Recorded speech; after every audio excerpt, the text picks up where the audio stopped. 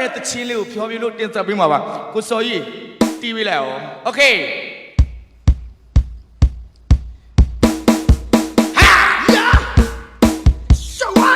โอเค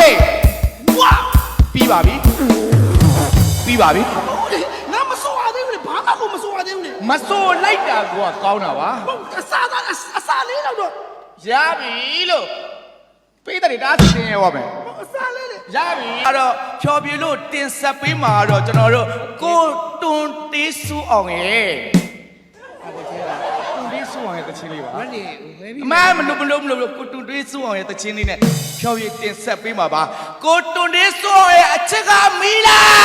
တွန်တေးကောင်အချက်ကမီလာဆိုလို့ပြန်ဆိုတေးကွာဆိုလိုက်โอเคကိုစောကြီးကိုတိုင်းခူးလာခဲ့ပန်းကလေးလာလာတော့အချက်ကကိုတွန်တေးဆိုအောင်ရဲ့အချက်ကမီလာ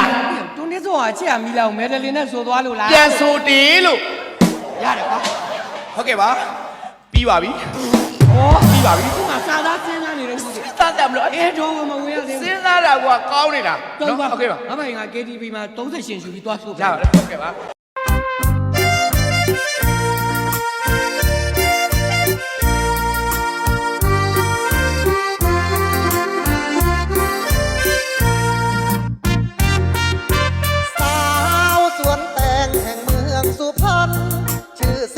น้องมาลือลั่น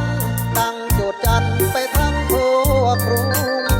เพราะเข้าประกวดเทพีสวนแตงดาวรุ่ง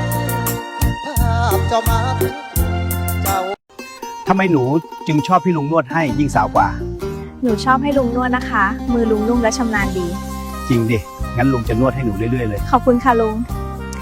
ลุงสีเก่งนวดแล้วมีความสุขหนูขอบคุณลุงสีนะ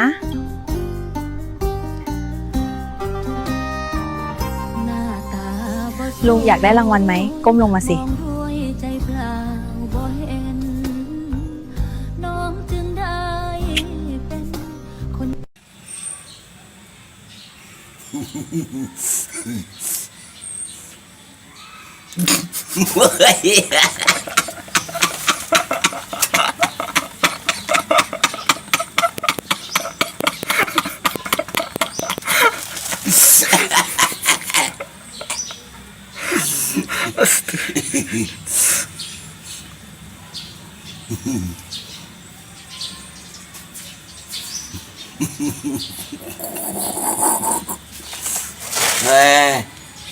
Aduh.